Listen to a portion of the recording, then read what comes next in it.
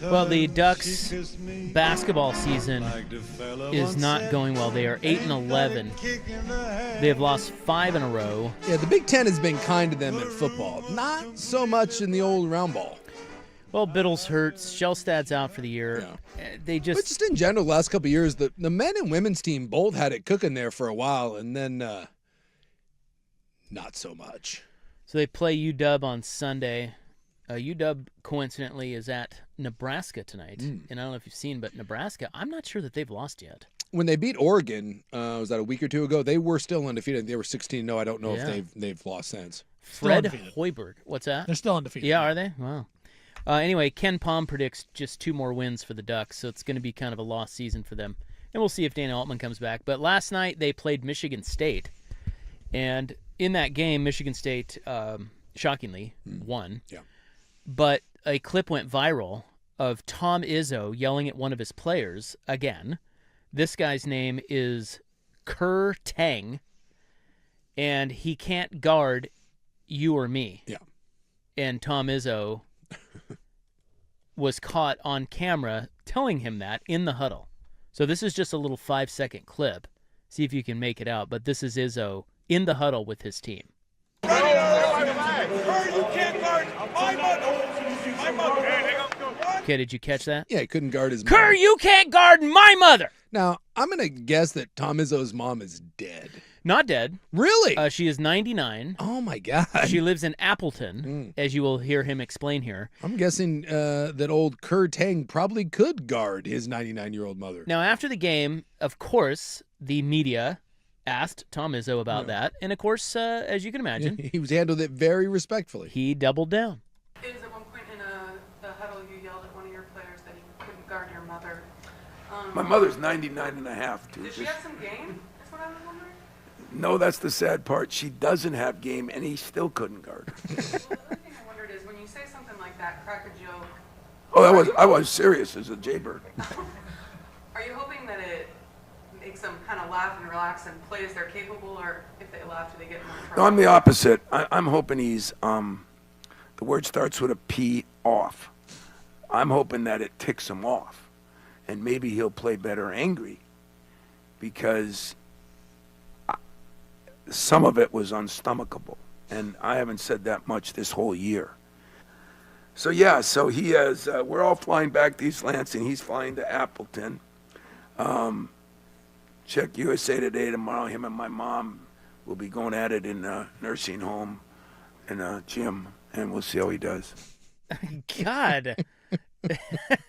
At least Izzo has resorted to less just angry yelling and adding some funny bits into his Serious as a jaybird. into him tearing down his players. Yeah.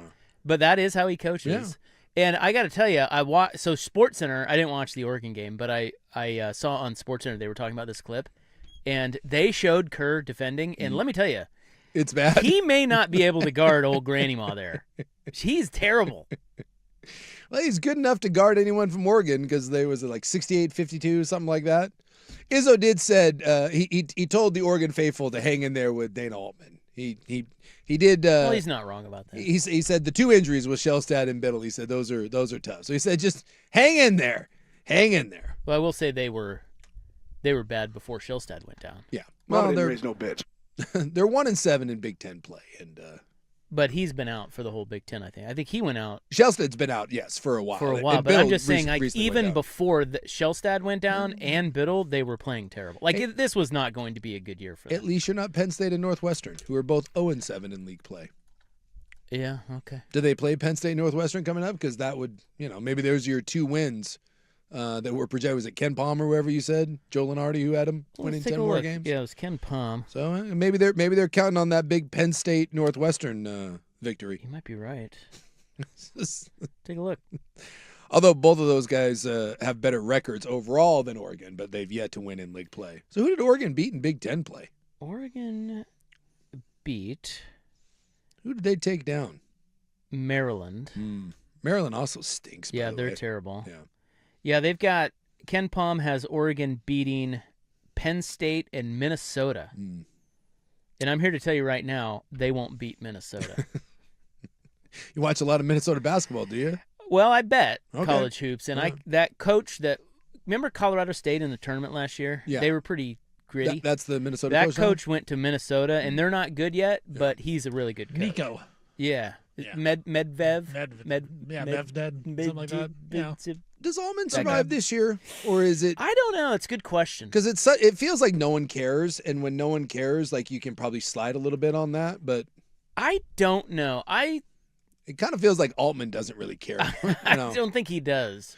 He's at the point. You would think though, with like he has, like he embraced the transfer portal and bringing international guys in and plugging older. You would think that with Oregon's resources and his kind of acumen, you would think that he would thrive in this world. I think he's struggling in the NIL space a little bit. He's tried though. He's missed on some portal guys. Like his team does have a handful of portal guys the last couple of years, and they just haven't worked out.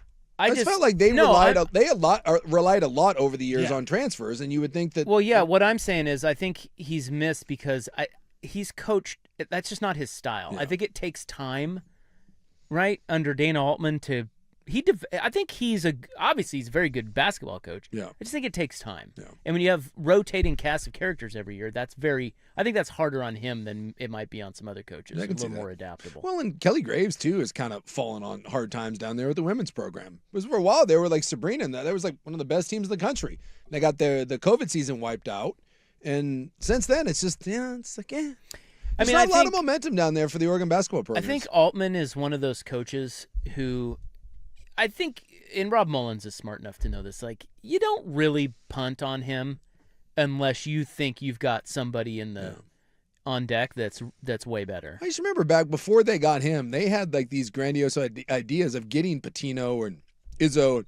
Yeah, Dana Altman was real good. That was not realistic. No, it wasn't. But I just, you're in the Big Ten, Power League. You got money. You got resources. You have a giant NIL budget. At least in football, you're second to nobody. It's a little surprising that the other money-generating revenue sport, and then the most popular women's sport by far, that both of those are kind of like, Well, they are this year. Well, I think they've been for the last handful of years. You talk to Duck fan, and there just doesn't seem to be any sort of any passion, any sort of care. I'll tell you what, this wouldn't fly. In football, I'll tell you right. I mean, my God, Dan Lanning loses one game, and people are like, Dante Moore sucks. Dan Lanning can't win the big one, and it feels like the basketball programs. It's like, well, all right, if they end up being good in the tournament, we'll care. But other than that, whatever. It's weird. I think the travel in the Big Ten has actually hurt basketball a lot in general because it's hard to travel like that. And then with the older Big Ten teams, they're all physical. Like that's the thing is they're going to be physical with you. And so when you have to travel all that time, it's hard to adjust when even like a team like Michigan State goes on the road to Eugene, they're still going to be physical. So I think Oregon just hasn't adapted to the Big Ten style yet in basketball. And it's really hurt them especially. Well, I'd also argue with you that Dana Altman, he got there in 2011. Yeah. There was apathy then. Yeah. No one has cared really ever until they go, until they make a tournament run, and then you start to see the Duck fans come out. Should they care? Shouldn't they only care about football? Because that's the moneymaker right there.